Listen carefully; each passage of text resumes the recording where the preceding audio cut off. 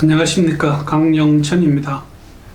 자주 받는 질문 중에 수술 후에 다이빙, 그 다음 특히 성형 수술을 하는데 다이빙을 할 수 있나? 아니면 오래 기다렸다가 해야 되나? 이런 질문들이 상당히 많이 있습니다. 지금 여러분 보시고 계시는 화면은 다이브 웹 잠수의학 Q&A에서 제가 제목과 내용에서 수술을 쳤더니 약 170개의 질문이 올라와 있습니다. 상당히 수술을 많이 하시는가 봅니다. 그리고 성형 수술과 다이빙 이렇게 쳐보니까 5개의 질문이 올라와 있네요. 여기 그 중간에 있는 그 질문이 가장 전형적인 질문이 아닌가 봅니다. 가슴 확대 성형 수술 사람인데 다이빙을 할 수 있나요? 그래서 이 주제를 가지고 한번 자료를 모아서 영상을 만들어 봤습니다. 저희들이 흔히 그 성형 수술이라고 부르는데 이게 사실은 미용을 위한 수술과 그 다음에 이 성형, 어떤 형태를 바꾸는데 이것이 굳이 미용을 위한 게 아닌 그런 두 가지 종류의 그 성형 수술로 나뉩니다. 그 영어로는 코스메틱, 미용 수술, 그 다음에 플라스틱, 성형 수술 이렇게 나누어져 있습니다. 그래서 일반적인 어떤 수술 후에 저희들이 다이빙하는 기간 혹은 뭐 태도 같은 거 잠시 말씀드린 다음에 미용 수술이나 성형 수술에 대한 이야기를 하겠습니다. 그리고 그 많이 시술되고 있는 어떤 이 미용 성형 수술에 제가 받았던 질문이나 그 다음에 그런 내용을 바탕으로 해서 몇 가지 예를 들어서 말씀드리고 그 나머지 것들도 그냥 수술 내용보다는 수술 후에 최소한 얼마를 기다려라 하는 정리를 한번 해보겠습니다. 미용 수술과 성형 수술에 대한 이야기를 잠시 하겠습니다. 미용 수술이라는 것은 사람이 더 보기 좋게 만들기 위한 외모 변형 수술입니다. 거기에 비해서 어떤 이유든지 그 사람의 얼굴이나 몸이나 여기에 험이 생겼을 때 그것을 재건해 주기 위한 수술입니다. 그래서 많은 분들이 이걸 뭐 같다고 생각하지만 실제로는 차이가 많이 있습니다. 지금 사실 저희 나라의 경우에도 많은 성형외과 의사분들이 성형 수술보다는 미용 수술에 좀 치중을 하고 있는 편입니다. 그 이유가 성형의 경우는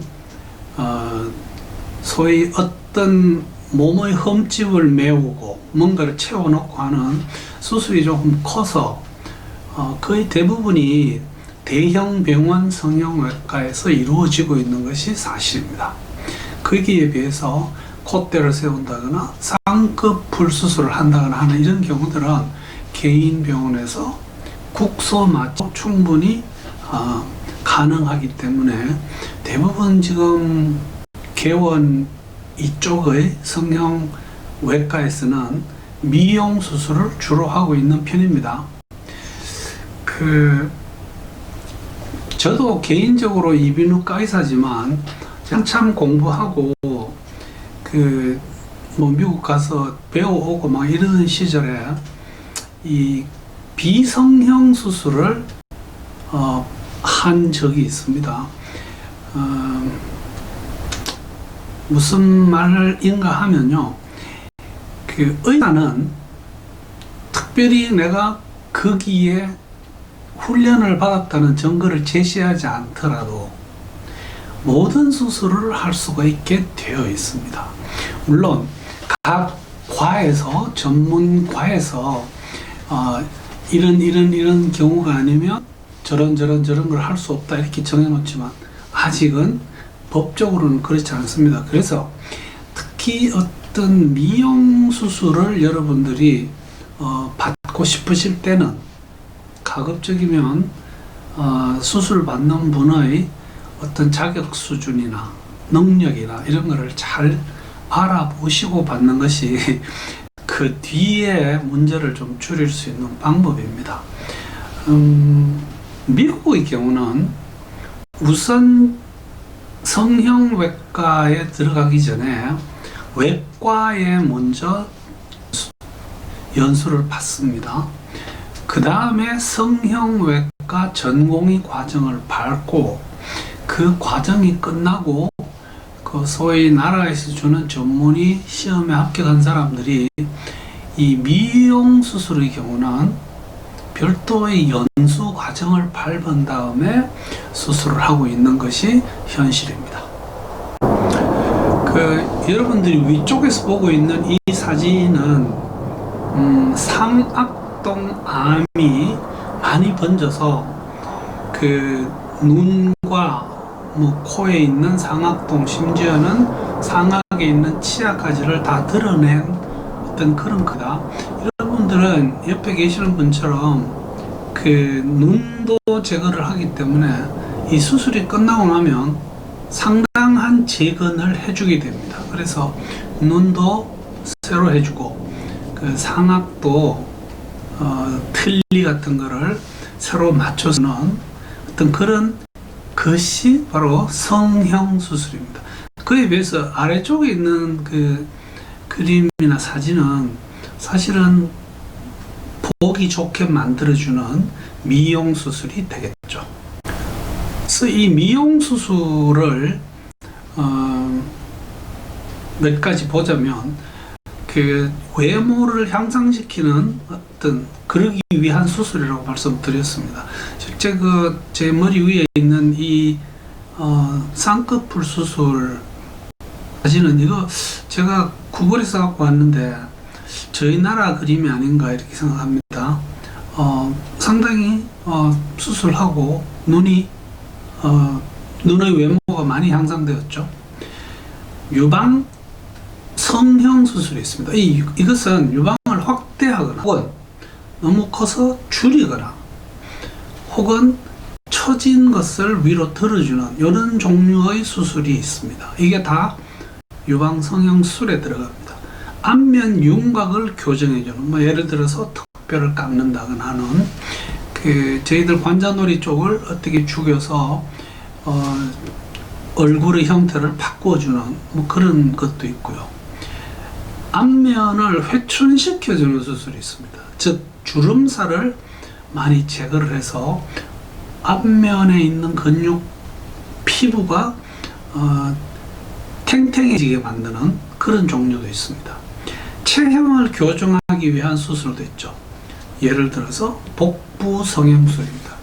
이것은 저희들이 지방 흡입술하고 달리 복부에 넘치는 어떤 지방과 피부를 적당한 크기로 잘라내고 그것을 다시 꼬매서 어떤 체형을 교정해주는 그런 수술이 있습니다.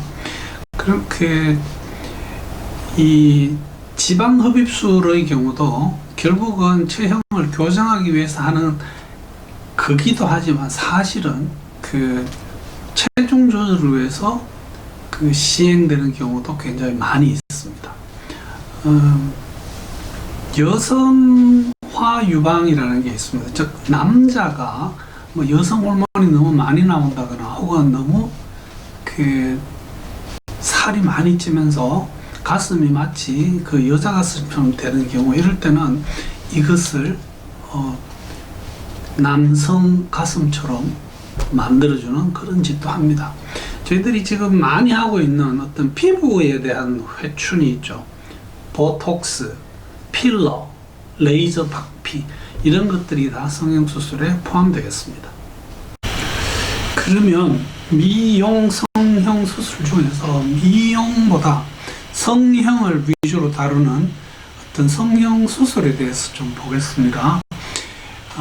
이것은 어떤 정상적인 기능이나 혹은 외모를 재건하기 위하여 손상된 부분을 교정하는 데 초점을 둡니다.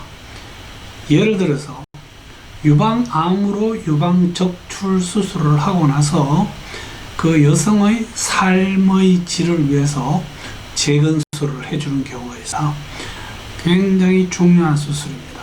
화상으로 많이 어떻게 일그러진 몸을 정상에 가깝게 만들어주기 위한 수술도 있습니다.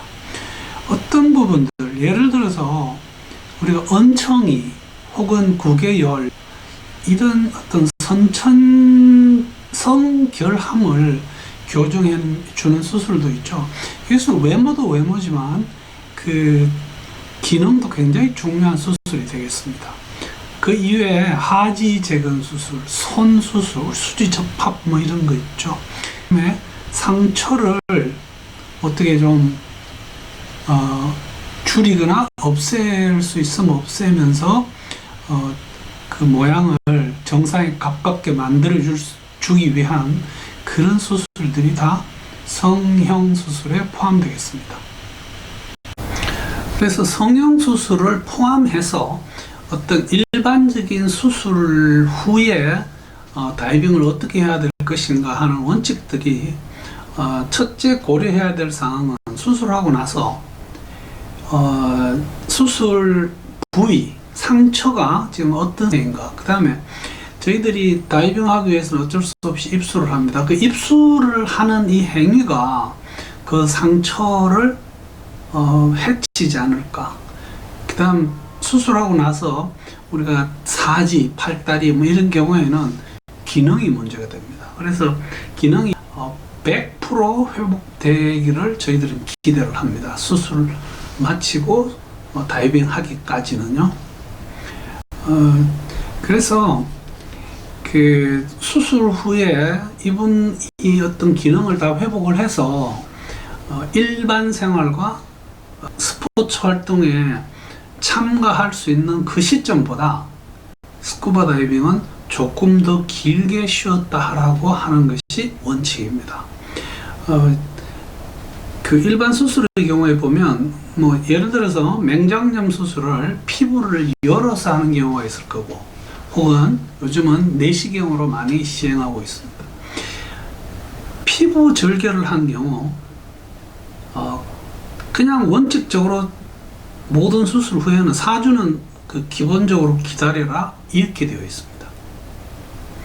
경우에 따라서는 뭐 일주일 지나면 피부 아물고 다이빙 하는데 지장이 없을 수도 있습니다. 그러나 모든 수술의 모든 경우를 다 하나하나 열거를 할 수 없기 때문에 다이버의 안전을 위해서 피부 절개를 한 수술의 경우는 4주를 쉬어라. 그에 비하면 피부를 아주 작게 절개하고 내시경을 넣어서 어떤 수술을 했을 때는 절개 부위가 작다는 말은 치유 기간도 어쩌면 더 빨라지기 때문에 이런 경우는 최소 2주 정도 기다리고 지금 이 사람이 다이빙 해도 될까는 수술하신 선생님이 결정하기를 기대를 합니다. 장기 적출을 아주 크게 해야 되는 경우가 있습니다. 악성 종양 같은요. 이럴 때는 그 수술의 결과가 만족스럽다는 것을 누가 결정하는가 하면 본인의 어떤 느낌, 본인이 회복된 건강 이게 아니고 수술하신 의사 선생님이 결정을 해야 됩니다.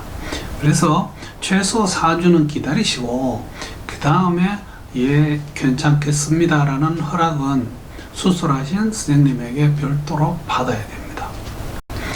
문제는 근육 혹은 인대 뭐 이런 그 파열, 그 다음에 찢어지거나 끊어지거나 이런 경우에서는 수술의 범위가 문제가 아니고 그 다친 부위의 기능이 더 문제입니다. 그래서 제가 언젠가 그 아킬레스건 파열 이후의 다이빙을 최소 6개월 기다려야 된다고 말씀드린 적이 있습니다. 그 이유가 바로 이런 내용입니다. 그런가 하면 이제 일반 수술과 달리 미용 수술을 한 경우에는 어떻게 하는 게 좋으냐. 지금 현재 다이빙을 하는 의사들, 특히 이제 성형외과 쪽의 의사들도 성형 수술, 특히 미용 수술을 한 경우에 수술 끝나고 다이빙을 할 수 없는 경우는 없다고 이렇게 단언을 하고 있습니다. 일반적인 수술 원칙은 그대로 따릅니다. 뭐 예를 들면 피부 절개를 했으면 이렇게요. 그런데 이게 이제 다이빙 이야기하고 겸해서 하기 위해서 이야기를 드리는데요. 우리가 이런 미용 수술은 대부분이 휴가 기간에 하는 경우가 많죠. 고등학생들 고등학교 입시 시험 치고 그 다음에 3학년 겨울 방학 되면 성형외과가 아주 성실을 이루죠.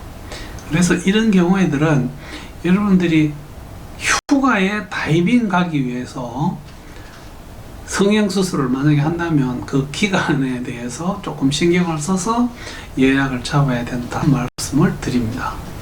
그래서 미리 일정 조율이 필요하겠죠. 미용 수술보다 성형 수술에 대한 어떤 의견입니다. 성형 수술의 경우는 미용은 결과가 내가 원하는 결과가 나올 수 있고 그렇지 않은 결과도 있지만 결국은 외모에 대한 부분입니다. 그러나 성형 수술, 수술을 한 어떤 이유나 수술에서 기대하는 어떤 기능, 그 다음에 외모 이런데 어떤 회복의 수준이 굉장히 중요한 요인이 됩니다. 과연 수술하고 나서 내가 그 수술을 하냐 안 하냐에 따라서 본인이 과연 다이빙을 갈지 안 갈지 조금 헷갈릴 수가 있습니다. 수술 후유증에 대해서 의사한테 충분히 미리 설명을 들어야 됩니다. 설명을 듣고 여러분들이 거기에 알겠다 하라고 서명을 해야지 수술이 이루어지는데, 그렇지만 서명을 해서는 안 됩니다. 여러분들이 성형수술을 하고 나서 만족하지 못하면 상당히 힘든 부분들이 있습니다.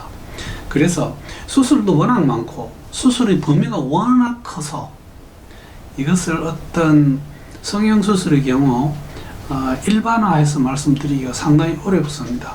그래서 다음 보면 몇 가지 시술들은 경우를 보는데 대부분이 3개월 가까이 기다렸다가 하라고 이렇게 되어 있는 걸 볼 수 있습니다.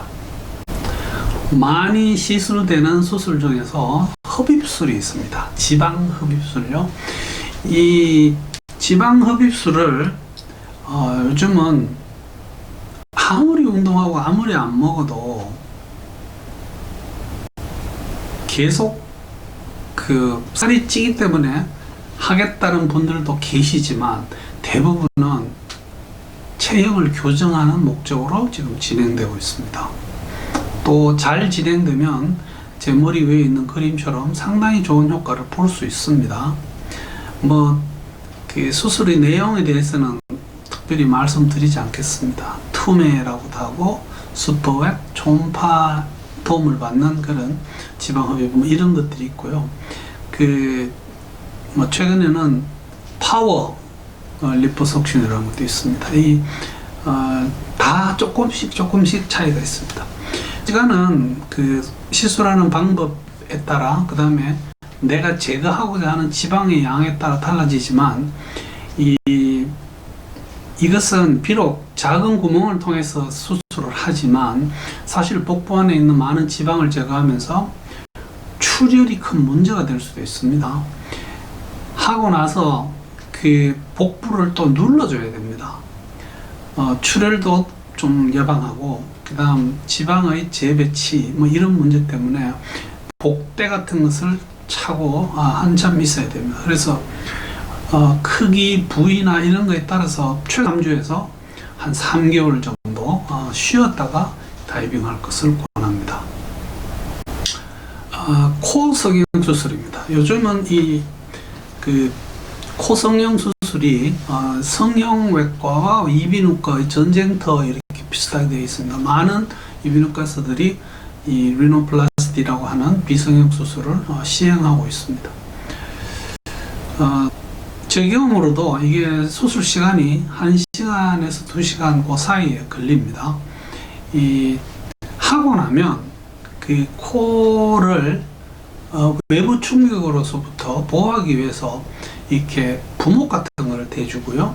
코 속에도 어떤 출입고 함몰을 막기 위해서 패킹을 넣습니다. 그 다음에 코 안쪽에 이렇게 봉합을 해야 되는데, 이런 경우는 대부분이 녹는 실로 하기 때문에 굳이 그 봉합사 제거를 하지는 않습니다. 어쨌든 그 며칠 내로 정상적인 생활은 할 수 있습니다. 그 다음에 수술하고 나서 그 좀 일부 잘라내는 뼈나 연골 같은 것이 회복이 되는데 약 4주 정도 걸린다고 봅니다. 문제는 그 수술하고 나서 지금 제 머리 위에 보이는 이 그림도 사실 이제 매부리 코를 수술하는 성형 수술인데요. 이거 반대도 있습니다. 그 꺼진 코를 틀어 올려주는, 어쨌든 이런 것들이 만족하지 못하면 수술을 다시 하든지 뭔가 조치를 받기 때문에, 이것도 가급적이면 비성형 수술 후에도 한 3개월 정도 쉬라고 하는데요. 이 부분은 사실은 굉장히 좀 조심해야 되는 것이, 저희들이 마스크를 쓰면 마스크 스커트가 그 수술했는 부위에 힘을 가할 수도 있습니다. 그래서 이 부분 때문에 충분히 쉬도록 그렇게 권하고 있습니다. 요즘 그 페이스리프트라고 해서 안면의 주름을 제거를 하죠. 이 수술도 사실 이게 범위가 아주 작을 때는 뭐 1시간 반 정도면 수술이 가능하지만, 요즘은 그 무게를 줄이기 위해서 내시경을 사용하는 경우도 있고, 이런 경우는 시간이 많이 걸립니다. 만약에 얼굴 전체를 손을 대게 되면, 이게 이제 전통적인 그 옛날 수술을 이야기하는데, 이거는 사실은 시간이 굉장히 많이 걸립니다. 그리고 시간이 길어짐에 따라 집 마취도 해야 되고, 뭐 그거에 의한 어떤 부작용 혹은 부담 이런 걸 가질 수밖에 없습니다. 그 머리 위쪽에서 절개를 해서 그걸 당겨 올립니다. 그래서 옛날에 그 농담 중에 이 페이스리프트를 한 5번 하고 나니까 배꼽이 뭐 입술 밑에 있더라, 이런 말까지 있습니다. 그게 거짓말입니다. 페이스리프트를 한 사람들은 최소한 한 달간은 성행위도 금합니다. 많이 힘든 일은 하셔서는 안 되고요. 말을 너무 많이 하거나 턱을 계속 씹거나 돌리거나 하면 실밥이 터지는 경우가 있습니다. 그래서 굉장히 조심해야 되고, 이것도 최소 2개월에서 3개월 후에 다이빙을 하도록 권하고 있습니다. 그 중에 몇 개 더 보면 복부를 석양하는 그 잘라내는 부분, 이것도 3개월을 봅니다. 유방을 들어주는 경우 2 내지 3개월, 축소하는 경우 혹은 그건 여자나 남자나 마찬가지입니다. 3, 그 다음에 안면 거상도 1.5에서 3개월. 그 귀를 성형하는 경우들이 가끔 있습니다. 그런 경우는, 이 귀의 경우는 성형, 그 수술하는 내용에 따라 조금씩 차이는 나겠지만, 성형을 한 경우는 거의 반년 정도를 쉬어서 귀가 완전히 원하는 형태가 나오고 원하는 기능이 회복됐다고 판단될 때까지는 다이빙을 금하고 있습니다. 그래서 이게 뭐 결론이 될지는 모르겠습니다만, 미용 성형 수술을 했을 때 다이빙을 못하게 하는 경우는 저희들이 기도나 어떤 기능에 크게 장애가 올 만한 그런 대형 수술을 하지 않은 경우 다이빙을 못할 이유는 거의 없습니다.